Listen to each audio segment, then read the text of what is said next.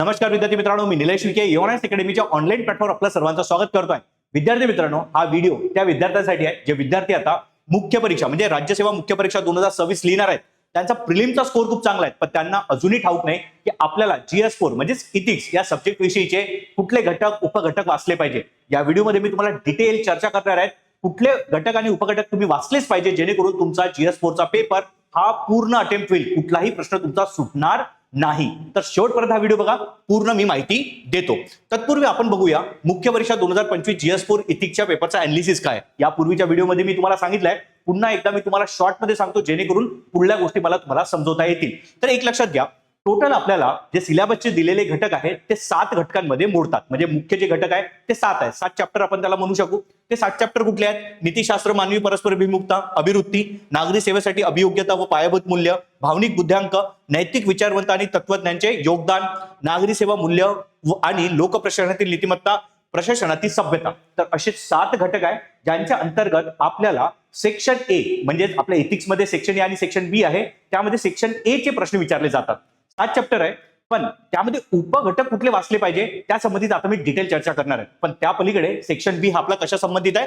घटना अभ्यास, केस स्टडी ज्याला म्हणतो. करेक्ट. तर आता बघा, यामध्ये नीतिशास्त्र व मानवी परस्पर अभिमुखता तसंच नागरी सेवा मूल्य आणि लोकप्रशासनातील नीतिमत्ता म्हणजे चॅप्टर क्रमांक 1 तर चॅप्टर क्रमांक 6 हे 2 घटक अतिशय महत्वाचे आहे. लक्षात घ्या, हे तुम्ही डोक्यातच ठासून भरून घ्या की हे 2 घटक आपल्याला वाचावेच लागेल. म्हणून मी याला 3 स्टार देतो जेणेकरून तुम्हाला लक्षात राहिलं पाहिजे की हे 2 चॅप्टर अतिशय महत्वाचे आहे, ज्यावर सर्वात जास्त प्रश्न विचारले गेलेले आहे आणि त्याच पलीकडे UPSCलाही त्यावरच विचारले जातात. तुम्ही बघा, 4 प्रश्न विचारले गेले बघा, 4 आणि 4. करेक्ट. त्या पलीकडे जे महत्वाचे 2 अजून चॅप्टर आहेत ते म्हणजे कुठले? प्रशासनातील सभ्यता आणि आपला नागरी सेवेसाठी अभियोग्यता आणि पायाभूत मूल्य. कारण यावर ऍटलिस्ट 2 प्रश्न विचारले गेलेले आहेत. इथे 2 पाहिजे होते. करेक्ट. 2 प्रश्न विचारले गेलेले आहेत. यावर 2 आहेत आणि यावर 2 प्रश्न आहेत. आणि मग अभिवृत्ती, भावनिक बुद्धिमत्ता यावर प्रत्येकी एक प्रश्न आपल्याला विचारलेला दिसतो. आता तुम्हाला एक आयडिया आली असेल की चॅप्टर वाईज जर बघायला गेलं तर कुठले चॅप्टर महत्वाचे आहे. पहिले तर नीतिशास्त्र आणि मानवी परस्पर अभिमुखता आणि आपला नागरी सेवा मूल्य आणि लोकप्रशासनातील नीतिमत्ता. करेक्ट. हे 2 चॅप्टर अतिशय महत्वाचे. त्या पलीकडे नागरी सेवेसाठी अभियोग्यता आणि पायाभूत मूल्य आणि प्रशासनातील सभ्यता हे दुसरे चॅप्टर आहे. या 2 चॅप्टर नंतरचे महत्वाचे. आणि अभिवृत्ती आणि भावनिक बुद्धिमत्ता यावर ऍटलिस्ट एक प्रश्न विचारला जातो. सरप्राइझिंगली इथे नैतिक विचारवंत आणि तत्वज्ञांचे योगदान यावर 0 प्रश्न विचारलाय. मग तो महत्वाचा नाही का? तोही महत्वाचा आहे, कारण UPSC सर्वात जास्त प्रश्न या 2 चॅप्टरच्या व्यतिरिक्त या 3ऱ्या घटकांवर विचारले जातात. ते विचारतात प्रश्न यावर. मग अशाने आपल्याला समजतं की बाबा MPSCलाही त्यावर प्रश्न विचारले जाणार, म्हणून तो चॅप्टर तुम्ही निग्लेक्ट करता कामा नये. क्लिअर. आता प्रत्येक जे काही चॅप्टर आहे, घटक आहे, त्याचे कुठले उपघटक तुम्ही वाचलेच पाहिजे त्या संबंधित मी चर्चा करणार आहे. आणि हे तुम्ही याचे स्क्रीनशॉट काढून ठेवा किंवा पुढे जाऊन मी ही जी PDF आहे हे तुमच्यासोबत शेअर करतोय. आपल्या टेलिग्राम चॅनलला ते मी शेअर केलेली आहे ऑलरेडी. तिथनं तुम्ही ते डाउनलोड करू शकता. तो कसा जॉईन करायचा चॅनल त्याबद्दल मी माहिती देतो पुढे. पण सुरुवातीला पहिला जो चॅप्टर आहे जो अतिशय महत्वाचा आहे, ज्याला ऍक्च्युअली जो बेस आपण म्हणतो, कुठल्याही चॅप्टरचा जो बेस असतो किंवा फाउंडेशन असतो किंवा जे आपले बेसिक असे टर्मिनॉलॉजीज असतात, संकल्पना असतात, त्या या चॅप्टरमध्ये दिल्या गेलेल्या आहेत. आणि आयोगाने सर्वात जास्त फोकस या चॅप्टरवर केला मागच्या वर्षी म्हणजे मुख्य परीक्षा 2025 ला. कुठले घटक आहे तुम्ही वाचलेच पाहिजे. तर पहिला घटक आहे नीतिमत्ता, नैतिकता आणि मूल्य यांची मूलतत्वे काय. इथनं सुरुवात होते की बाबा इथिक्स म्हणजे काय. करेक्ट. What is ethics. त्यानंतर मग इथिक्स आणि मॉरॅलिटी असे 2 शब्द येतात. म्हणजे नीतिमत्ता आणि नैतिकता यामध्ये काय फरक आहे. त्या पलीकडे व्हॅल्यूज म्हणजे मूल्य म्हणजे काय. तर हे जे काही कन्सेप्ट आहे बेसिक, हे तुम्हाला माहितीच पाहिजे, त्याचा फरक माहिती पाहिजे. त्यानंतर नीतिमत्तेच्या वर्तनाचे प्रमुख घटक आणि निर्धारक सांगा. म्हणजे जे नीतिमत्ता एखाद्या व्यक्तीमध्ये रुजते त्याचे जे काही प्रमुख घटक आहेत आणि जे निर्धार करतात, म्हणजे कुठले व्हॅल्यूज कुठल्या व्यक्तीमध्ये गेलेले आहेत किंवा उतरलेले आहेत, त्या कशा निर्धारित झालेल्या आहेत त्या संबंधित तुम्हाला चर्चा करायची आहे. तर या संबंधित सरळ प्रश्न विचारले जातात आणि सोपी प्रश्न असतात. हा पहिला घटक आहे, तो तुम्ही वाचायलाच पाहिजे. त्यानंतर सार्वजनिक जीवनातील व खाजगी जीवनातील नीतिमत्ता. अरे खूप सोपी प्रश्न आहे आणि यावर प्रश्न विचारला गेलेला आहे. तर मूल्य, वैशिष्ट्य आणि त्यांचे प्रकार, महत्व समजून सांगायचे आहे. मूल्य म्हणजेच काय? व्हॅल्यूज, ह्युमॅन व्हॅल्यूज, त्यांचे काय प्रकार असतात, वैशिष्ट्य आहेत आणि महत्व आहे ते तुम्हाला समजून सांगायचे आहे. हा दुसरा महत्वाचा घटक. तिसरा महत्वाचा घटक म्हणजे काय? म्हणजे उपघटक. तर मूल्य शिक्षणामध्ये कुटुंबाचे योगदान, समाजाचे योगदान आणि शैक्षणिक संस्थांची भूमिका, या तिन्हींची काय भूमिका आहे तुम्हाला सांगायचं आहे. कुटुंबात व्यक्ती वाढतो, त्यानंतर तो समाजाचा घटक बनतो, पुढे जाऊन तो शैक्षणिक संस्थेत जातो, तिथनंही त्यावर काय होते तर मूल्यांची रुजवण होते. मग अशा याच्यात जे काही घटक आहेत त्यांचं काय योगदान आहे ते तुम्हाला सांगायचं आहे. त्यापैकी कुटुंबाचे योगदान हे एमपीएससी राज्यसेवा मुख्य परीक्षा 2025 या संबंधित प्रश्न विचारला गेलेला आहे. होऊ शकतं पुढल्या वर्षी समाजाचे योगदान किंवा शैक्षणिक संस्था यावर प्रश्न विचारला जाणार. सरळ आपल्याला सिलेबसला धरून प्रश्न विचारलेले दिसतात. पुढील लोकशाहीतील मूल्य आणि शासन व समाजातील नीतिमत्तेची भूमिका, मूल्य, नीतिमत्ता, प्रशासनाशी संबंधित संकल्पना या तुम्हाला वाचून काढायच्या. लोकशाही मूल्य, डेमोक्रेटिक व्हॅल्यूज, कारण आपला देशच लोकशाही आहे, करेक्ट. मग लोकशाही आपल्या देशात असल्या कारणाने मग लोकशाही मूल्य अतिशय महत्वाची ठरतात. त्यानंतर सामाजिक मूल्य, महत्व आणि लोकप्रशासनातील महत्व तुम्हाला वाचायचं आहे. तर सामाजिक मूल्य म्हणजे काय, सोशल व्हॅल्यूज, त्यानंतर त्याचे महत्व काय आहे, लोकप्रशासनातील त्याचे महत्व काय हे तुम्हाला सांगायचं आहे. नीतिशास्त्राचे परिणाम काय होतात, भारतातील नीतिशास्त्राचे स्रोत अतिशय महत्वाचं, की बाबा आता आपण आपल्या भारतात एक पर्टिक्युलर कल्चर आहे, त्याला आपण भारतीय संस्कृती म्हणून राहिलेलो आहे. मग त्या संस्कृतीला घेऊन भरपूर काही नीतिमत्ता आहे, नीतिमत्तेचे मूल्य दिले गेलेले आहेत. मग ह्या भारतीय संस्कृतीतील नीतिमत्तेचे जे मूल्य आहेत त्यांचे स्रोत काय आहेत, मग त्यामध्ये आपल्याला समजणे आवश्यक आहे. धर्म आणि नीतिशास्त्र म्हणजे धर्मातनं ते आलेले आहेत का, तर आलेले आहेत, भरपूर आलेले आहेत. त्यानंतर घटना आणि नीतिशास्त्र, घटना म्हणजे काय, आपलं संविधान, कॉन्स्टिट्यूशन, त्यामधनं काय नीतिशास्त्राचे आपले मूल्य आलेले आहे ते समजणे आवश्यक आहे. पुढील घटक महत्वाचा जो आहे नीतिशास्त्रातील महत्वाचे सिद्धांत आणि तत्वे. सिद्धांत आणि तत्वे यावर प्रश्न तुम्हाला पाहायला मिळणार आणि मागच्या वर्षी म्हणजे राज्यसेवा 2025 मुख्य परीक्षेला यावर प्रश्न आलेला आहे. मी दाखवतो कुठला प्रश्न आहे, पण लक्षात घ्या कुठले मूल्य आहे. जसं की परिणामवाद नीतिशास्त्र, उपयुक्ततावाद नीतिशास्त्र, कर्तव्यधिष्ठित नीतिशास्त्र, नैतिक अहमभाववाद, नैतिक परोपकारवाद, सुखवाद यासारखे कन्सेप्ट तुम्हाला बेसिक लेवलला वाचून ठेवावेच लागेल, जेणेकरून पहिल्या चॅप्टरचा कुठलाही प्रश्न तुमचा सुटता कामा नये. तर इतके कंटेंट किंवा त्यालाच आपण घटक उपघटक म्हणू, हे वाचलेच गेले पाहिजे. करेक्ट. हा होता आपला पहिला चॅप्टर, त्याचे घटक आणि उपघटक. आता प्रश्न मी तुम्हाला दाखवून देतो की काय विचारला गेलेले आहेत आणि सरळ आपल्या सिलेबस मधनं आलेले आहेत किंवा जे उपघटक मी नव्याने यामध्ये ऍड केलेले आहेत त्या संबंधित आपला प्रश्न पाहायला मिळतो. तर प्रश्न बघा काय होता की मानवी कार्यातील नैतिकतेचे सार, निर्धारक आणि परिणाम स्पष्ट करा. आपल्या सिलेबसची पहिलीच लाईन आहे. क्लिअर. त्यानंतरचा प्रश्न होता खासगी आणि सार्वजनिक संबंधातील नैतिकतेतील फरक स्पष्ट करा. पुन्हा एकदा आपल्या सिलेबसचीच लाईन आहे. पुढील महान नेत्यांचे जीवन मूल्य आणि रुजवण्यासाठी कशी उपयुक्त ठरतात. महान जे काही व्यक्ती होऊन गेलेले आहेत त्यांचे जे काही मूल्य आहेत ते रुजवण्यासाठी ते कसे उपयुक्त ठरतात तुमच्या जीवनामध्ये. करेक्ट. आपण बघितलंय की इतके महान व्यक्ती आपल्या देशात होऊन गेले, त्यांचे आपण कार्य अभ्यासतो, त्यांनी केलेले जे कार्य आहे त्या संबंधित कुठले मूल्य त्यांच्या कार्यात होते, या सगळ्या गोष्टी मग आपण कशा आत्मसात करतो आणि आपलं जीवन कसं आणखी सार्थकी बनवतो, मूल्य आपल्या जीवनात कसे रुजवले जातात त्याच महान व्यक्तींच्या कार्यामधनं. करेक्ट. ते आपल्याला लिहायचं होतं. सोपी प्रश्न होता. मूल्य रुजवण्यात कुटुंबाची भूमिका. मी आता सांगितलं 3 महत्वाच्या अशा संस्था आहेत, कुटुंब, समाज आणि शैक्षणिक संस्था. तर याबद्दल तुम्हाला प्रश्न दिसणारच. त्यापैकी मागच्या वर्षी विचारला गेला होता कुटुंबाची भूमिका काय आहे. करेक्ट. पुढल्या वर्षी कदाचित समाजाची किंवा मग शैक्षणिक संस्थाची विचारला जाऊ शकते. पुढील नैतिकता अभ्यासक्रमात केस स्टडी पद्धतीचा वापर का केला जातो. अप्लिकेबल बेस्ड क्वेश्चन आहे. केस स्टडी का वापरल्या जातात. आपला सेक्शन बी मध्ये केस स्टडी दिल्या जातात. त्याचं कारण एकच आहे की केस स्टडीचा अभ्यास जेव्हा करतात त्यानुसार तुम्हाला त्या एखाद्या घटनेमध्ये काय नैतिकतेचे बाबी इन्व्हॉल्ड आहे किंवा त्यात समाविष्टित आहे किंवा कुठल्या गोष्टी कराव्या किंवा करू नये किंवा त्या घटना अभ्यासाला विचारात घेतात त्याचा कसा परिणाम झाला, कसा पॉझिटिव्ह सकारात्मक परिणाम झालाय समाजावर, या सगळ्या गोष्टी आपल्याला त्यातनं कळतात. मग केस स्टडी अभ्यास हा अतिशय महत्वाचा ठरतो. क्लिअर. तर हे तुम्हाला समजणे आवश्यक आहे. पुढील प्रश्न बघा. सरळ स्ट्रेट फॉरवर्ड प्रश्न आला होता. नीतिशास्त्र म्हणजे काय. आपल्या नीतिशास्त्राच्या अभ्यासाची सुरुवातच इथनं होते आणि तो क्वेश्चन सरळ आलेला आहे. पण त्यासोबत आपला जो 6वा चॅप्टर होता मी सांगितलं महत्वाचा आहे आणि सर्वात जास्त प्रश्न या 2 चॅप्टरला विचारला जातात. त्यापैकी हा जो काही प्रश्न आहे हा 2 चॅप्टरचा मिळून आहे. नीतिशास्त्र म्हणजे काय आणि लोकप्रशासनातील त्याचे महत्व स्पष्ट करा. क्लिअर. पुढील प्रश्न बघा. उपयुक्ततावादी त्यालाच म्हटलं जातं युटिलिटरियनिझम. करेक्ट. नीतिशास्त्राचा न्याय संकल्पनेशी असलेला संबंध चिकित्सक कसा स्पष्ट करा. म्हणजे युटिलिटरियनिझमचा कॉन्सेप्ट ऑफ जस्टिस सोबतचा संबंध सांगायचा होता, पण सुरुवातीला मला युटिलिटरियनिझम माहित पाहिजे. तसंच बाकीचे कन्सेप्ट आहे आपलं कर्तव्यधिष्ठित नीतिशास्त्र, डिओन्टोलॉजिकल इथिक्स ज्याला म्हटलं जातं. करेक्ट. त्या पलीकडे परिणामवादी नीतिशास्त्र. करेक्ट. कॉन्सिक्वेन्शियलिझम ज्याला म्हटलं जातं, हेडोनिझम. करेक्ट. त्यानंतर भरपूर असे कन्सेप्ट आहे, तर ते तुम्हाला माहितच पाहिजे जेणेकरून मला असे प्रश्न जे आहेत ते लिहिता येतील, त्यांचे उत्तर लिहिता येतील. म्हणजेच काय बघा मी तुम्हाला काय दाखवतो आहे की बाबा आपला जो सिलेबस दिला गेलेला आहे त्या सिलेबसला घेऊनच प्रश्न विचारले जातात. बाहेरची विचारला जात नाही. पण मी तुम्हाला एकच म्हटलं की जो काही आपला सिलेबस दिला गेलेला आहे त्याचे कंटेंट आपल्याला टोटल पिक्चर सांगत नाही, म्हणून मी तुम्हाला आणखी उपघटक त्यामध्ये लावून दिलेले आहेत जेणेकरून तुम्हाला कळायला पाहिजे की यावर प्रश्न विचारला जातो, म्हणून मला तो अभ्यासणे आवश्यक आहे.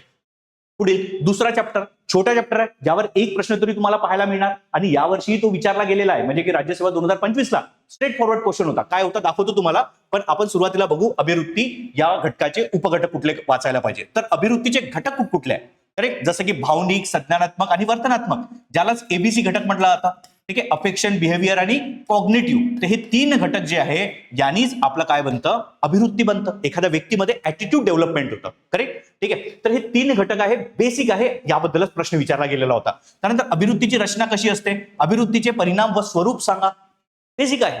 करेक्ट. त्यानंतर पुढील जे महत्वाचं तुम्हाला वाचणे, अभिवृत्तीचे कार्य काय काय, फंक्शन्स तुम्हाला सांगायचे, जसं उपयुक्ततावादी आहे, अहंसंरक्षणात्मक आहे, मूल्य अभिव्यक्ती आहे, ज्ञानात्मक आहे. ही काही कार्य आहेत जे अभिव्यक्तीचे कार्य असतात, त्याबद्दल तुम्हाला बेसिक रीडिंग करायचं आहे, सिलेबसमध्ये दिलेलं आहे. पुढील महत्वाचं बघा, अभिवृत्ती निर्मितीचे मॉडेल्स आपल्याला सिलेबसमध्ये एकदम दिलं तर नाहीये, पण तुम्हाला ते वाचावं लागतात, जसं पॅव्हलियन मॉडेल वगैरे आहे. करेक्ट, ते तुम्ही वाचणार. पुढे बघा, अभिवृत्तीमध्ये बदल घडवण्याच्या पद्धती कुठल्या आहे. समजा एखाद्याची अभिवृत्ती ही निगेटिव्ह असेल कदाचित, तर त्याला आपल्याला बदलही घडवायचा असतो. काही लोक मानून घ्या स्वच्छतेला घेऊन नकारात्मक आहे, मग त्याच्यामध्ये स्वच्छतेची जाण टाकण्यासाठी आपण भरपूर काही गोष्टी करू शकतो, जसं की मोदीजी येऊन भाषण करतात, स्वतः फडा घेऊन झाडून काढतात.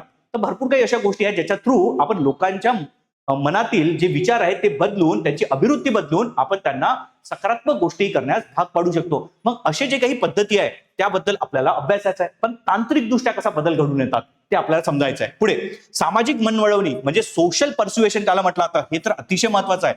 पर्स्युएशन म्हणजे काय, एखादी गोष्ट करण्यासाठी भाग पाडणे.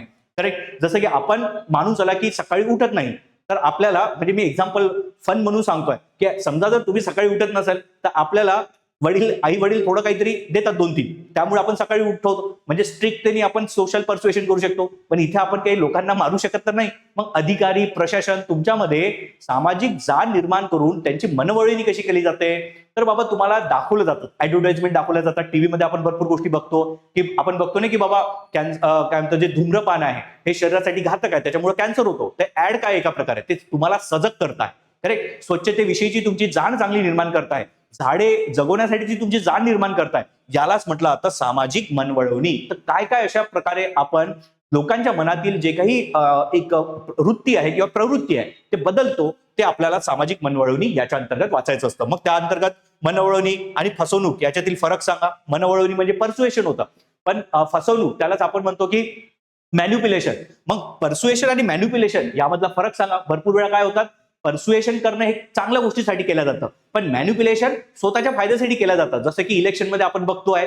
करेक्ट, जसं की जातीचं राजकारण, तेव्हा नंतर धर्माचं राजकारण करून करून ते स्वतःच्या फायद्यासाठी लोकांचे मन वळवणी करतात आणि त्याच्या अंतर्गत ते स्वतःचा फायदा करून घेतात, पण त्यामध्ये तर तेढ निर्माण होतं समाजामध्ये, त्याला काय म्हटलं जातं, मॅन्युप्युलेशन. करेक्ट. पुढे मनवळवणीचे सिद्धांतही तुम्हाला अभ्यासायचे आहे अभिवृत्ती याच्या अंतर्गत. पुढे अभिवृत्ती व वर्तन, नैतिक व राजकीय अभिवृत्ती निर्मिती कशी निर्माण होते याबद्दलही तुम्हाला वाचन करायचं आहे. तर हे होते अभिवृत्ती या चॅप्टरचे महत्वाचे टॉपिक्स. पुढले एक्झाम्पल बघा, की जो आपल्याला एक्झाम्पल म्हणजे प्रश्न बघा कुठला जो आपल्याला विचारला गेला होता राज्यसेवा 2025 मध्ये, की मानवी वर्तनाला आकार देणाऱ्या अभिवृत्तीच्या म्हणजे ऍटिट्यूडच्या 3 प्रमुख घटकांचे योग्य उदाहरण द्या. आताच मी तुम्हाला ABC असे 3 घटक लिहिले होते, अफेक्शन, बिहेवियर आणि कॉग्निशन. करेक्ट, कॉग्निटिव्ह म्हटलं तर त्याला म्हणजे भावनिक, वर्तनात्मक आणि संज्ञानात्मक असे 3 घटक याबद्दल माहिती लिहायची होती, पण उदाहरणासहित उदाहरण देऊन लिहायची होती. सोपी प्रश्न होता, तुम्ही इझिली अटेम्प्ट करू शकले असते. वाचन तुम्हाला करायचं आहे. पुढील महत्वाचा चॅप्टर म्हणजे आहे नागरी सेवेसाठी अभियोग्यता आणि पायाभूत मूल्य. यावरील ऍटलीस्ट 2 प्रश्न आपण अपेक्षित आहे. काय आहे अभियोग्यता, म्हणजेच काय, ऍटिट्यूड म्हटलं जातं. ऍटिट्यूड यापूर्वीचा होता अभिवृत्ती, म्हणजे सॉरी यापूर्वीचा जो होता तो होता आपला अभिवृत्ती म्हणजे ऍटिट्यूड, पण अभियोग्यता म्हणजे काय होते, तर ऍप्टिट्यूड होते. करेक्ट. तर ऍप्टिट्यूड याचा अर्थ काय, प्रकार काय, तसंच अभिवृत्ती आणि अभियोग्यता याच्यातील फरक सांगा. अभिवृत्ती काय आहे, अभिवृत्ती एका प्रकारची तुमची वृत्ती विचार करण्याची ते एक सिस्टीम आहे, पण अभियोग्यता म्हणजे काय, की तुम्ही खरंच पात्र आहात का किंवा क्षमता तुमच्यात आहे का एखादं काम करण्यामध्ये. करेक्ट. जसं की माणूस आला की इस्रोचे सायंटिस्ट आहे, तर इस्रोचे सायंटिस्ट कोण आहेत, तर त्यांचं एक बॅकग्राऊंड आहे, टेक्निकल बॅकग्राऊंड आहे, ते इंजिनियर्स असणार, ते सायंटिस्ट असणार. मग आता मी तर त्या कामासाठी एखाद्या आर्ट बॅकग्राऊंडच्या विद्यार्थ्यांसाठी जर निवड केली तर कदाचित आपल्याला सक्सेस मिळणार का? नाही. त्याची योग्यताच नाही की तो रॉकेट बनवू शकेल, सॅटेलाइट बनवू शकेल. करेक्ट. मग अभियोग्यता असणे एखाद्याची म्हणजेच काय की तो काम करू शकतो का? मग दोन्ही प्रकारची अभियोग्यता, मग ती तुमची मानसिकी असली पाहिजे ऍज वेल एज तुमची फिजिकली असली पाहिजे. जसं मी म्हटलं की एखाद्या खेळामध्ये जर तुम्हाला पार्टिसिपेट करायचं आहे, जसं फुटबॉल घ्या. फुटबॉलमध्ये मी खूप धडधाकट म्हणजे शरीराने धृष्टपुष्ट अशा व्यक्तीला जर घेऊन गेलो आणि त्याला म्हटलं फुटबॉल खेळ, तो खेळू शकणार का? कारण तो धावू नाही शकणार, कारण तो शरीराने जड आहे. मग आपल्याला फुटबॉलला कोण लागतो? अजाईल. अजाईल म्हणजे काय? चपळ असा व्यक्ती लागतो. शरीराने तो खूप धडधाकट असला पाहिजे असं काहीच नाही, पण तो पळू शकला पाहिजे, त्याचा स्टॅमिना खूप स्ट्रॉंग पाहिजे. मग पण हा जो व्यक्ती आहे जो धडधाकट आहे तो कदाचित कुस्तीसाठी जास्त योग्य राहील. मग अभियोग्यता काय सांगतं? अभियोग्यता तुमची फिजिकल आणि मेंटल प्रिपेअर्डनेस सांगतं, ज्याच्या थ्रू तुम्ही एखादं काम करू शकता. करेक्ट. त्यानंतर नागरी सेवांमधील अभियोग्यतेची संकल्पना आणि महत्व सांगा. आता अभियोग्यता कळाली, पण नागरी सेवेसाठीची अभियोग्यता तुम्हाला सांगायची आहे, त्याची संकल्पना आणि महत्व सांगायचं आहे. पुढील नागरी सेवांमधील अभियोग्यतेचा उपयोग सांगायचा आहे. आपल्याला नागरी सेवा म्हणजेच त्यालाच आपण सिव्हिल सर्व्हिसेस म्हणतो, त्यामध्ये मग अभियोग्यतेचा उपयोग कसा होतो, त्यामध्ये अडथळे काय काय आहेत, अभियोग्यतेला प्रोत्साहन कशा पद्धतीने दिला जाऊ शकतं आणि कशी कामं आपले लवकरात लवकर होऊ शकतात, सिव्हिल सर्व्हिस आणखी कशी स्ट्रॉंग होऊ शकतं याबद्दल आपल्याला माहिती द्यायची आहे. पुढे नागरी सेवांमधील राजकीय व्यवस्थेसाठी आचार मार्गदर्शक तत्वे म्हणजे आचरण मार्गदर्शक तत्वे आणि नागरी सेवकांसाठी फोरीचे सर्वांगीण क्षमता मॉडेल. हे बघा, असे मॉडेल भरपूर काही आपल्याला इथिक्स मध्ये अभ्यासायचे असतात. जसं यापूर्वीचं म्हटलं तुम्हाला पॅव्हलियन मॉडेल आहे, ठीक आहे. त्या पलीकडे आपलं हे फोरी मॉडेल आहे, पुढे जाऊन गोलमन मॉडेल आहे, ठीक आहे. गांधीजींचे 7 सीन्स आहे, नोलन मॉडेल आहे, असे भरपूर मॉडेल आहेत. त्या संबंधीची लिस्ट मी तुम्हाला प्रोव्हाइड करून देईल. पण तुम्हाला असे मॉडेल अभ्यासायचे असतात जेणेकरून तुम्हाला आन्सर लिहिता आले पाहिजे किंवा आन्सर रायटिंग मध्ये तुम्हाला ते कोट करता आले पाहिजे. करेक्ट. पुढे दुसरा प्रशासकीय सुधारणा आयोग, second ARC commission, administrative reform commission म्हटलं जातं, अतिशय महत्वाचा आहे आणि तो तुम्ही वाचलाच पाहिजे. कारण त्या रिफॉर्म कमिशनच्या ज्या तरतुदी रिकमेंडेशन सांगितलेल्या आहेत ना, त्या तुम्ही जशाच्या तशा तुमच्या आन्सर रायटिंग मध्ये लिहू शकता. जे प्रश्न विचारले जातात त्यानुसार तुम्हाला जे डिमांड असेल किंवा त्याचं सोल्युशन जर तुम्हाला द्यायचं असेल तर या ज्या तरतुदी दिल्या गेलेल्या आहेत सेकंड ARC कमिशनच्या, त्या तुम्ही वापरू शकता. अतिशय महत्वाचं आहे. त्या संबंधीचं जे PDF आहे म्हणजे रिपोर्टची जे काही क्रक्स आहे, समरी PDF आहे, आपल्या चॅनलला मी अवेलेबल करून दिलेली आहे. तिथनं तुम्ही डाउनलोड करू शकता. चॅनल तुम्ही जॉईन करा. त्यानंतर बघा, ड्वाइट वॉल्डो यांनी मांडलेली प्रशासकाची 12 वैशिष्ट्ये. एखादा प्रशासक कसा असायला पाहिजे त्याचे 12 वैशिष्ट्ये ड्वाइट वॉल्डो यांनी सांगितलेले आहेत. तर ते 12 खूबी ज्या म्हणतो आपण, त्याचे जे काही कॅरेक्टरिस्टिक आहे त्या जर असेल तर तो जो काही प्रशासक आहे खूप स्ट्रॉंग बनणार, तो देशासाठी खूप कामाचा असणार, प्रशासनासाठी खूप कामाचा असणार. मग हे ड्वाइट वॉल्डोचे 12 जे वैशिष्ट्य आहे ते जर मी पाठ केले आणि ते जर मी आन्सर रायटिंग मध्ये जर जोडले तर माझा आन्सर ऑब्व्हियस आहे, खूप चांगला बनणार आहे. म्हणून तुम्हाला माहिती असायला पाहिजे की बाबा ड्वाइट वॉल्डो यांचे 12 जे वैशिष्ट्य आहेत ते कुठले आहेत. त्यानंतर बघा, नागरी सेवांची मूलभूत तत्वे, सहानुभूती, करुणा, वस्तुनिष्ठता. आता इथनं महत्वाचे टॉपिक सुरू झालेले आहेत. बघा, इथे बॉक्स करतोय तो तुम्हाला समजेल. नागरी सेवांची मूलभूत तत्वे म्हणजे नागरी सेवा करणाऱ्यासाठी जे अधिकारी म्हणून आता जाणार आहेत त्यांच्यामध्ये कुठले मूलभूत तत्व असायलाच पाहिजे जेणेकरून ते चांगलं असं प्रशासन करू शकेल. तर त्यापैकी पहिलं जे आहे ते म्हणजे काय, सहानुभूती आणि करुणा. करेक्ट. त्यानंतर वस्तुनिष्ठता, ऑब्जेक्टिव्हिटी. पुढे आहे सहिष्णुता, टॉलरन्स, सचोटी म्हणजेच आपण त्याला इंटिग्रिटी म्हणतो, निष्पक्षता, ठीक आहे. त्यानंतर पक्षनिरपेक्षता. पुढील आहे उत्तरदायित्व व जबाबदारी, सार्वजनिक सेवेसाठीचं समर्पण, डेडिकेशन. इतके महत्वाचे मूल्य आहे, त्याबद्दलची सखोल माहिती तुम्हाला माहिती असणे आवश्यक आहे. एक ना एक प्रश्न त्यावर विचारला जाणार. जसं उत्तरदायित्व जे आहे यावर यावर्षी प्रश्न विचारला गेलेले आहेत. दाखवतो प्रश्न कुठे आहे तो. बघा, प्रश्न काय होता तर संयुक्त राष्ट्रांनी मान्यता दिलेली संरक्षणाची जबाबदारी, त्यालाच इंग्लिशमध्ये म्हटलं जातं की रिस्पॉन्सिबिलिटी टू प्रोटेक्ट, ही संकल्पना काय आहे आणि या संकल्पनेच्या उदयामागील पार्श्वभूमी स्पष्ट करा. आता बघा, प्रश्न हा डायरेक्ट नाही, करेक्ट, इनडायरेक्ट आहे. म्हणजे बेसिकली जागतिक लेवलला आपण काही रिस्पॉन्सिबिलिटी घेतलेल्या आहे. जसं की आपण UN आपली संस्था आहे, युनायटेड नेशन, संयुक्त राष्ट्र ज्याला म्हणतो. आणि संयुक्त राष्ट्र काय करतं की देशातील म्हणजे जगातील जे देश आहे त्या देशातील जी अशी पॉप्युलेशन आहे जे कदाचित आपण म्हणतो की विकासाच्या धारेत मागे राहिलेली आहे, त्यांच्या उद्धारासाठी प्रयत्न करतं, त्यांच्या विकासासाठी प्रयत्न करतं. असे भरपूर प्रोजेक्ट हे राबवतं. मग असाच एक प्रोजेक्ट म्हणजे आपण बघितलाय की UNDP आहे, युनायटेड नेशन डेव्हलपमेंट प्रोग्राम, ज्याच्या अंतर्गत भरपूर काही असे लोन वगैरे दिल्या जातात. म्हणजे आपण म्हणतो की फायनान्स वगैरे दिला जातो त्या देशांनी प्रोग्रेस करण्यासाठी. करेक्ट. पर्टिक्युलरली जे देश असे जे मागास राहिलेले आहेत किंवा विकसनशील आहेत पुढे ते national united nations environmental program ही आहे, करेक्ट. युनायटेड नेशन, त्यानंतर आपले बाकी एज्युकेशन वगैरेसाठी युनेस्कोचा प्रोग्राम आहे आणि त्याच्या अंतर्गत भरपूर फंड वगैरे दिला जातो.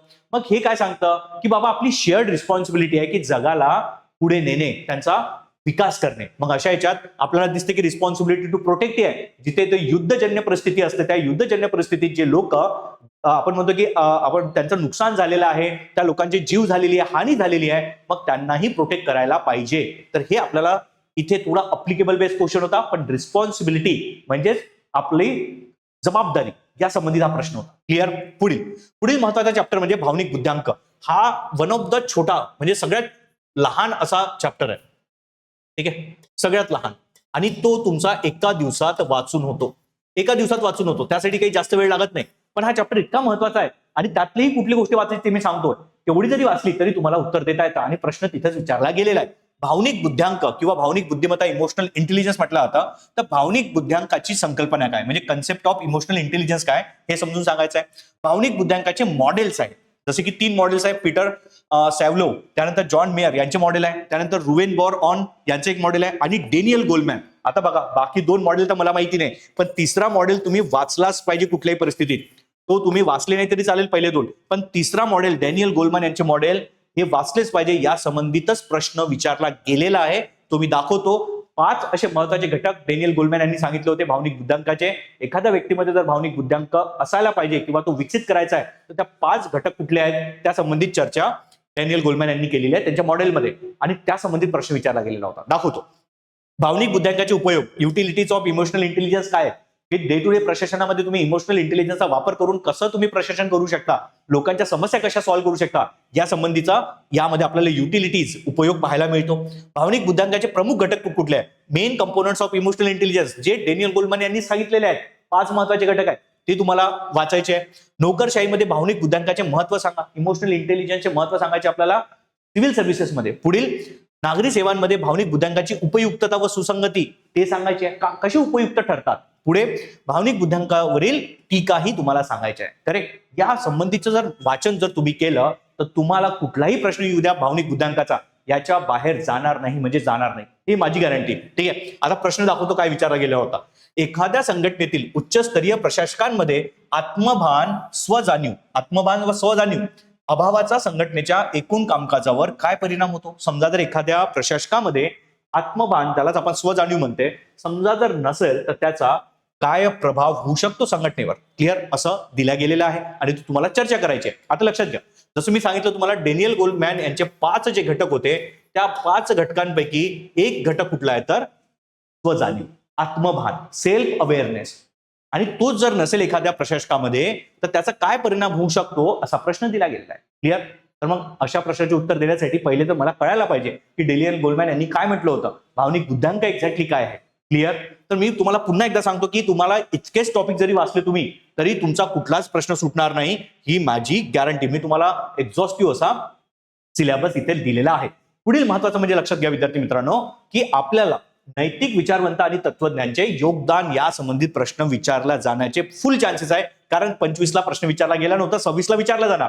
मग कुठले आपल्याला तत्वज्ञ विचारवंत वाचायचे आहे, तर याची मी एक लिस्ट दिलेली आहे, जी आयोगाच्या सिलेबसमध्ये आपल्याला दिलेली पाहता येत नाही, म्हणजे नाही दिलेली आहे त्यांनी. कुठले आपल्याला वाचायचे आहे तत्वज्ञ किंवा विचारवंत, तर मी ऑलरेडी पाश्चात्य विचारवंत यांची एक लिस्ट दिलेली आहे. त्यामध्ये सॉक्रेटिस, प्लॅटो, अरिस्टॉटल, त्रिकूट म्हटलं जातं त्यांना, करेक्ट, ट्रायड.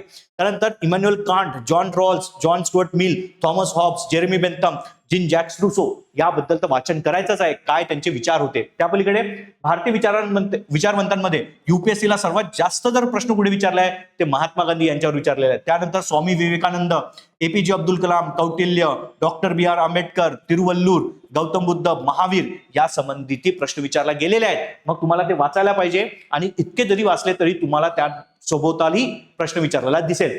पुढे म्हणजे महाराष्ट्रातील विचारवंत वाचण्याची गरज आहे. का? कारण आपली परीक्षा ही एमपीएससीची परीक्षा ही महाराष्ट्र स्पेसिफिक आहे आणि आपल्याला जो मुख्य परीक्षा 2025चा पेपर झालेला आहे त्यामध्ये महाराष्ट्र संबंधित भरपूर प्रश्न विचारला गेले. पर्टिक्युलरली पहिल्या पेपरला आपल्याला रानडे वगैरे यांच्यावर प्रश्न विचारलेला दिसतो, म्हणून महाराष्ट्रातील विचारवंतांवर प्रश्न विचारण्याचे चान्सेस खूप आहेत. त्यापैकी महात्मा फुले यांच्यावर तर युपीएससीने भरपूर प्रश्न विचारले.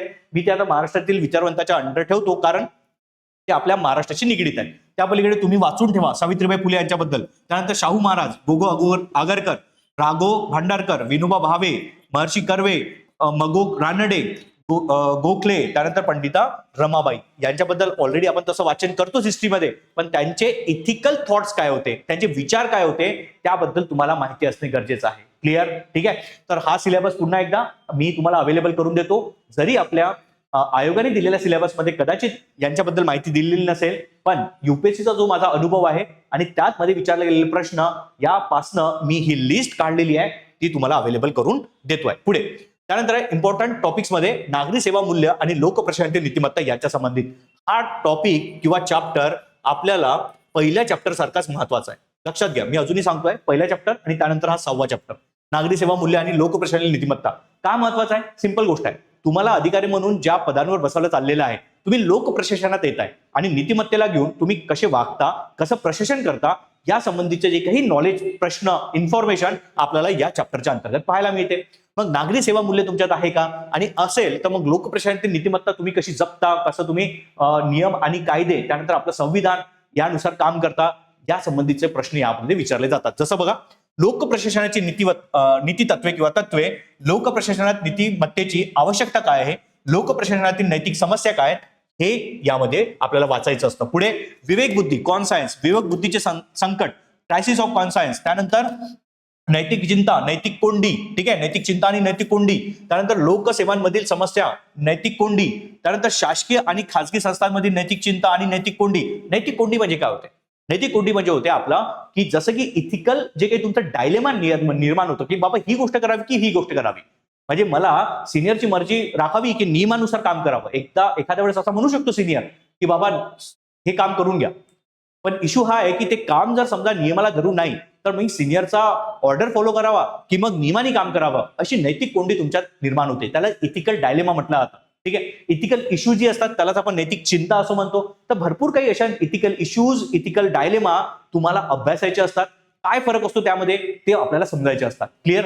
मग ते तुमच्या शासकीय लेवलला घ्या, खासगी लेवलला घ्या किंवा तुमच्या पर्सनल लेवललाही आपण बघतो आहे की काय काय असू शकतात. पर्सनल म्हणजे एकदम घरच्या लेवलला आपण म्हणतोय. करेक्ट. पुढे नैतिक मार्गदर्शनाचे स्रोत म्हणून नियम आणि नियमन म्हणजे रूल्स अँड रेग्युलेशन कशा पद्धतीने तुम्हाला नैतिक मार्गदर्शक म्हणून काम करतात. पुढे नैतिक मार्गदर्शनाची स्रोत म्हणून सद्विवेक बुद्धी, तुमचं जे कॉन्सायन्स असतं म्हणजे लहानपणीपासून तुम्हाला एखादी गोष्ट करावी की नाही करावी, कुठली गोष्ट चांगली किंवा नाही, हे जेव्हा तुम्हाला तुमच्या एक्सपिरियन्स मधून तुम्ही शिकता आणि तुमचा एक कॉन्सायन्स डेव्हलप होतं, त्यालाच आपण सद्विवेक बुद्धी म्हणतो. त्यातनंही तुम्हाला तुमच्या इथिकल एक मॉरल कंपास, दिशादर्शक म्हणून तो काम करतोय. मग त्याचं काय महत्व आहे ते तुम्हाला सांगायचं आहे. उत्तरदायित्व आणि नैतिक प्रशासन, लोकप्रशासनातील घटनात्मक नैतिकता आणि उत्तरदायित्व, लोकप्रशासनातील घटनात्मक नैतिकता, कॉन्स्टिट्यूशनल मॉरॅलिटी म्हटलं जातं. आणि कॉन्स्टिट्यूशनल मॉरॅलिटी बद्दल तुम्हाला प्रश्न विचारल्या जाणार. व्हेरी इम्पॉर्टंट, कॉन्स्टिट्यूशनल मॉरॅलिटी लक्षात घ्या, हा शब्दच लक्षात घ्या तुम्ही, यावर प्रश्न तुम्हाला नक्की दिसणार. कॉन्स्टिट्यूशनल मॉरॅलिटी युपीएससी मध्ये भरपूर प्रश्न विचारले गेलेले आहेत. बी.आर. आंबेडकर यांच्या संबंधित तुम्हाला याच्यात लेखन करावंच लागतं, कारण कॉन्स्टिट्यूशन आपण म्हणतो की father of constitution B R. Ambedkar, आणि कॉन्स्टिट्यूशनल मॉरॅलिटी जिथं आले तिथं बी.आर. आंबेडकर यांना कोट करावंच लागणार.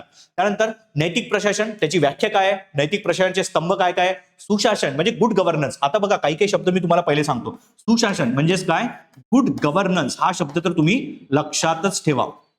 आणि इथे दिलेलं आहे नैतिक प्रशासन म्हणजेच याला म्हणतो आपण इथिकल गव्हर्नन्स.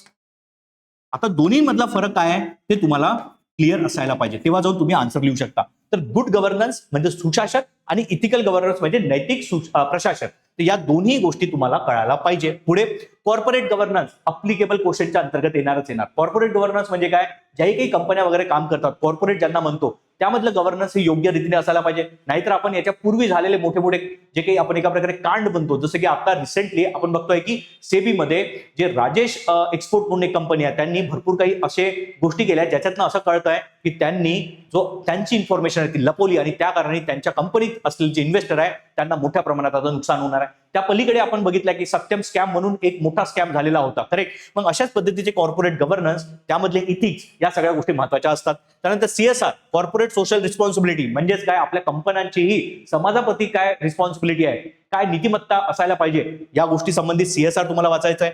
नैतिक आचरण, आंतरराष्ट्रीय संबंधातील नैतिक मुद्दे आणि आचरणे अतिशय महत्वाचे असतात. करेक्ट. या संबंधित तुम्हाला नागरी सेवा मूल्य आणि लोकप्रशासन नीतिमत्ता या चॅप्टरच्या अंतर्गत डिटेल वाचन करायचं आहे, जेणेकरून तुमचा कुठलाच प्रश्न सुटणार नाही. आता या संबंधित प्रश्न काय काय विचारले गेले होते, मी इथे 2 प्रश्न जोडलेले आहेत, तसे टोटल 4 विचारले गेलेले होते. जसं प्रशासनाच्या प्रक्रियेत नैतिक मूल्यांना बळकटी देण्यासाठी सर्वसाधारणपणे अवलंबली जाणारी विविध धोरणे स्पष्ट करा. कशामध्ये? प्रशासनामध्ये. आता सांगितलं आपण की नैतिक मूल्य प्रशासनामध्ये 6व्या चॅप्टरमध्ये विचारले जातात. मग त्या संबंधीचे विविध धोरणे स्पष्ट तुम्हाला करायची आहे. सोपी प्रश्न होता, डायरेक्ट प्रश्न होता. प्रशासकांना नैतिक मार्गदर्शन देऊ शकतील असे काही भारतीय कायदे तुम्हाला स्पष्ट करायचे. कुठले असे कायदे आहेत जे तुम्हाला नैतिक मार्गदर्शन म्हणून करू शकतात? तुम्हालाच माहिती आहे. करेक्ट. नैतिक मार्गदर्शन म्हणून तुम्ही चांगला व्यवहार करताय की नाही, ते पारदर्शकता त्याच्यात आहे की नाही, यासाठी तुम्हाला राईट टू इन्फॉर्मेशन मदत करतो. Correct. Right to information through तुम्हाला माहिती आहे की लोक मला कदाचित राईट टू इन्फॉर्मेशन थ्रू प्रश्न विचारू शकतात किंवा माहिती मागू शकतात. मी प्रशासक म्हणून जर मी चुकीचं वागत असेल, चुकीचे धोरणं राबवत असेल, चुकीचे डिसिजन घेत असतील, तर कदाचित लोक मला जबाबदार ठरू शकतात. मग मला नैतिक मार्गदर्शक म्हणून तो कायदा काय म्हणतो की मी नैतिक मार्गदर्शनाने म्हणजे नैतिकतेने काय करायला पाहिजे, प्रशासन करायला पाहिजे. क्लिअर. तसे भरपूर कायदे आहेत. राईट टू इन्फॉर्मेशन ऍक्ट आहे, राईट टू एज्युकेशन ऍक्ट आहे. करेक्ट. भरपूर कायदे आहेत. तर हा प्रश्न होता आपला. हे 2 प्रश्न ऍक्च्युली या चॅप्टर संबंधित होते. आणि सगळ्यात शेवटचा जो चॅप्टर आहे तो आहे प्रशासनाची सभ्यता. त्यालाच म्हटलं आता probity in governance. Probity in governance हा शेवटचा चॅप्टर आहे. आणि प्रोबिटी इन गव्हर्नन्स या चॅप्टर मधले जे काही घटक उपघटक आहे ते आपल्याला केस स्टडी रायटिंगसाठी अतिशय महत्वाचे आहे. म्हणून तुम्हाला हा वाचायलाच पाहिजे. आणि तसंही त्या 2 चॅप्टर नंतर म्हणजे पहिल्या आणि 6व्या चॅप्टर नंतर आपला हा चॅप्टर अतिशय महत्वाचा असतो, ज्यावर प्रश्न विचारले जातात. काय काय आहेत?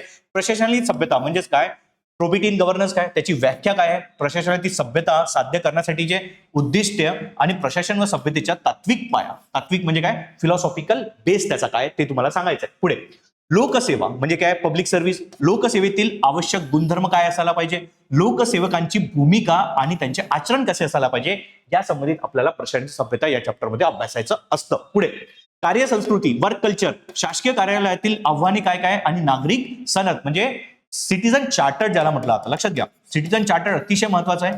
पेपर 2 मध्येही आपल्याला या संबंधित प्रश्न विचारला जातो. पॉलिटीच्या अंतर्गत, पॉलिटी आणि गव्हर्नन्स त्यांच्या अंतर्गत. तर सिटीजन चार्टर तुम्हाला इथिक्स मध्ये वाचायचं आहे आणि पेपर 2 लाही वाचायचा आहे. नीती संहितेचे ठळक वैशिष्ट्य करा. नीती संहिता म्हणजे आपले कोड ऑफ इथिक्स. ठीक आहे. नीती संहिता, कोड ऑफ इथिक्स. लक्षात घ्या, 2 शब्द सांगतोय मी तुम्हाला. कोड ऑफ इथिक्स आणि कोड ऑफ कंडक्ट 2 शब्द आहेत. Code of conduct. ठीक आहे. नीती संहिता. क्लिअर. तर नीती संहिता आणि आचारसंहिता. आचारसंहिता म्हणजे कोड ऑफ कंडक्ट आणि नीती संहिता म्हणजे कोड ऑफ इथिक्स. यामधला फरक काय ते तुम्हाला सांगायचं आहे. सेवा वितरणाची गुणवत्ता, ई सेवा आणि ई शासन या संबंधित प्रश्न विचारलेला आहे. ई गव्हर्नन्स आलेला आहे प्रश्न, मी दाखवतो तुम्हाला, मुख्य परीक्षेला विचारला गेलेला आहे. मग तुम्हाला ई सेवा, ई सर्व्हिस आणि ई गव्हर्नन्स पाहायलाच पाहिजे. आता 3 गव्हर्नन्स झाले. ठीक आहे. ई गव्हर्नन्स झालाय, गुड गव्हर्नन्स झालेला आहे, त्या पलीकडे इथिकल गव्हर्नन्स झालेला आहे. काय फरक आहे ते समजणे गरजेचं आहे. पारदर्शकता म्हणजे ट्रान्सपरन्सी आणि माहितीचे आदान प्रदान. आरटीआय कायदा 2005 आत्ताच मी तुमच्या सोबत उल्लेख केला आरटीआय कायद्याचा, आणि तो आपल्याला प्रशासन सभ्यता याच्या अंतर्गत येतो, वाचायचा आहे. भ्रष्टाचार, ठीक आहे, करप्शन आणि सार्वजनिक निधीचा उपयोग, पब्लिक फंड जो असतो त्याचा कसा उपयोग करता तुम्ही, तर त्या संबंधित तुम्हाला वाचन करायचं आहे. इतके टॉपिक तुम्हाला प्रत्येक चॅप्टरचे जे मी आता दिलेले आहेत, दाखवलेले आहेत, ते तुम्ही एकदा चांगले वाचा. तुमचा कुठलाच असा प्रश्न नाही आहे, मी गॅरंटी घेतो कुठलाच असा प्रश्न आहे तुमचा सुटणार. 1-2 प्रश्न जर राहिले, जसं करंट अफेअरचा एखादा प्रश्न आला त्यासंबंधी तुम्हाला नॉलेजच नाही आहे, तर तो तर मी प्रेडिक्ट करू शकत नाही, कोणीच प्रेडिक्ट करू शकत नाही. पण मी तुम्हाला जो थेअरी सांगितलेली आहे त्याच्या बाहेर प्रश्न जाण्याचे चान्सेस खूप कमी आहे. आणि एखादा प्रश्न करंट अफेअरच्या जोडीचा आलाही तरी तुम्हाला याच बेसिक नॉलेजच्या बेसिसवर त्याचं उत्तर लिहिता येतं, ही गॅरंटी आहे. क्लिअर. म्हणून तुम्हाला ही जी पीडीएफ आहे, मी पीडीएफ तुम्हाला दाखवून देतो. ऑलरेडी आपण आपल्या ग्रुपला अवेलेबल करून दिलेली आहे. हे जे काही टॉपिक सांगितले त्याला मायक्रो सिलेबस म्हणतो. तर जे आपल्याला आयोगाने दिलेले नाही पण मी तुम्हाला अवेलेबल करून दिलेले आहे, जसं की आपलं नैतिक विचारवंत तत्वज्ञान, फक्त लाईन दिलेली आहे, पण यामध्ये मी तुम्हाला कुठले वाचायला पाहिजे या संबंधित डिटेल गोष्टी सांगितलेल्या आहेत, त्या तुम्ही करू शकता. त्याही पलीकडे उपायोजित नीतीशास्त्र, बघा उपायोजित नीतीशास्त्र, त्याला अप्लाइड इथिक्स म्हणतात. या संबंधित यावर्षी प्रश्न विचारले गेले ती लिस्ट मी अवेलेबल करून दिली आहे. आतापर्यंत युपीएससी जे प्रश्न विचारले गेलेले होते त्यांच्या अॅनालिसिसच्या बेसिसवर काय काय होते. माध्यमातील नैतिक आचरण, माध्यम म्हणजे काय आपले मीडिया, करेक्ट. त्यानंतर एआय मधील नैतिक आचरण प्रश्न विचारला गेला यावर्षी. पुढील सायबर नीतीशास्त्र, त्यानंतर पर्यावरणीय नीतीशास्त्र प्रश्न विचारला गेलेला आहे. क्लिअर. पुढे हवामान बदल, दारिद्र्याशी संबंधित नैतिक चिंता काय, प्रतिष्ठा असता, प्रतिष्ठा हत्या, त्यालाच आपण ऑनर किलिंग म्हणतो. क्लिअर. पुढे जातीय भेदभाव केस स्टडी विचारला गेली. लैंगिक भेदभाव, तर या संबंधित तुम्हाला प्रश्न रिपीटेडली पाहायला मिळतील. आता हे आपल्या टॉपिकमध्ये सिलेबसने दिलेलं नाहीये, पण सिलेबसच्या पलीकडे मी तुम्हाला अवेलेबल करून दिलेलं आहे. पुन्हा एकदा ही पीडीएफ जर तुम्हाला डाउनलोड करायची असेल तर तुम्ही आपला टेलिग्रामचं चॅनल जॉईन करा. ते कसं करायचं आता मी तुम्हाला समजून सांगतो. तर लक्षात घ्या विद्यार्थी मित्रांनो, आपलं टेलिग्रामचं चॅनल जर जॉईन करायचं असेल तर वेट अ मिनिट आपली पीडीएफ ओपन करू द्या.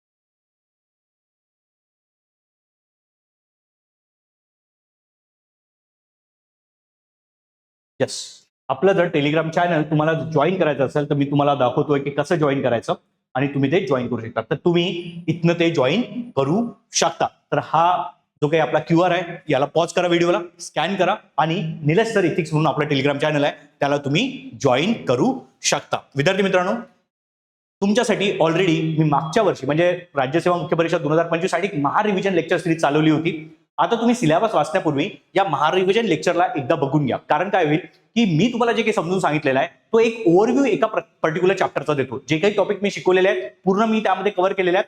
तर तुम्हाला एक ओव्हरव्ह्यू जर मिळाला तर तुम्हाला मग ते टॉपिक वाचायला खूप सोपी जाते. आणि युट्यूब चॅनल प्लेलिस्ट तुम्ही पाहू शकता आपल्या Aon IAS. Correct, Aon IAS अकॅडमीचं आपलं चॅनल आहे युट्यूबचं. तर लक्षात घ्या, एऑन IAS तुम्ही सर्च करा आणि त्यामध्ये प्लेलिस्ट मध्ये तुम्ही ही प्लेलिस्ट पाहू शकता. क्लिअर, तुम्हाला मदत होईल. पुढे विद्यार्थी मित्रांनो, आम्ही मुख्य परीक्षेसाठी राज्यसेवा मुख्य परीक्षा 2026 साठी इथिक्स नीतिशास्त्रासाठीची एक बॅच घेऊन आलेलो आहे, जी आपली ऑनलाईन आणि ऑफलाईन दोन्ही माध्यमातून आहे. ऑनलाईन ती रेकॉर्डेड आहे का नाही, लाईव्ह बॅच होणार आहे. लक्षात घ्या, लाईव्ह लेक्चर होतील आपले. टोटल 60 दिवसाचा टोटल प्लॅन आहे. त्यामध्ये answer writing, daily answer writing, त्यानंतर तुम्हाला जे डायग्राम्स असतात, नोट्स असतात, टोटल मी प्रोव्हाइड करणार आहे, जेणेकरून तुम्हाला बाकी गोष्टींची चिंता करायची गरज नाहीये. तुम्ही जर बॅच लावली त्यामध्ये लाईव्ह प्लस रेकॉर्डेड दोन्ही गोष्टी मिळतील. आणि हे रेकॉर्डिंग फक्त आणि फक्त मुख्य परीक्षेपर्यंत अवेलेबल आहे नाही, तुम्हाला लाईफ टाईम अवेलेबल आहे. म्हणजे जोपर्यंत तुमचं सिलेक्शन होत नाही तोपर्यंत आपल्या ऍपमधून तुम्ही ते रेकॉर्डिंग बघू शकता, रिव्हिजन करू शकता. तसंच तुम्हाला अनलिमिटेड वॉच टाइम दिलेला आहे, म्हणजे की अनलिमिटेड अटेम्प्ट काही नाही. एकदा बघा, दोनदा बघा, हजारदा बघा, तुम्ही बघू शकता. तर ही मराठी आणि इंग्लिश मधून बॅच आपण घेणार आहोत. जर तुम्हाला लावायची असेल तर मला तुम्ही या नंबरवर कॉल करू शकता, 9403692940. आय होप विद्यार्थी मित्रांनो, मी तुम्हाला टॉपिक बद्दल डिटेल माहिती दिलेली आहे आणि ती तुम्हाला कळलेली असेल. मी आशा करतो या टॉपिकला घेऊन तुम्ही उत्तम असं वाचन कराल आणि तुमचा परीक्षेतला कुठलाच प्रश्न सुटणार नाही. अधिक माहितीसाठी तुम्ही मला या नंबरवर कॉल करू शकता. तुमची काही अडचण असेल प्रिपरेशनला घेऊन तरी मला कॉल करा, मी तुम्हाला अवेलेबल आहे. हाच माझा व्हॉट्सअप नंबर आहे. व्हॉट्सअपलाही तुम्ही मला डायरेक्ट मेसेज टाकू शकता, सो दॅट की मी तुम्हाला हे जे काही पीडीएफ वगैरे अवेलेबल करून देईल. आणि इतरही काही जर तुमची अडचण असेल तर तुम्ही मला या नंबरवर कॉल करून विचारू शकता. Thank you very much.